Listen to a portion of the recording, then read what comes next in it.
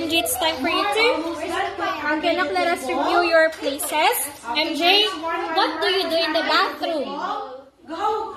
Let's create a mural. Nice one, give me high five. What do you do in the living room? I behind the bedroom. Living room.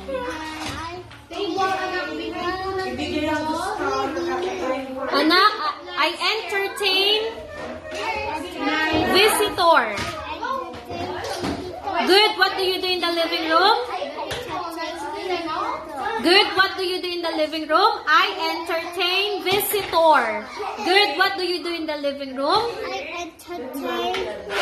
I entertain visitor. Good, look here.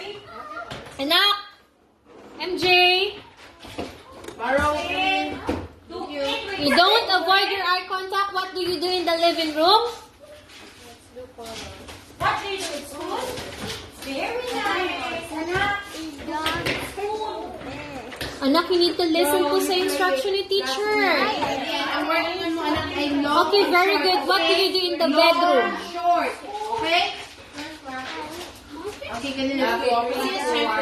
Very nice. And we are all done, anak. Don't forget po, ha, sa living room, you entertain visitor. Here it's time.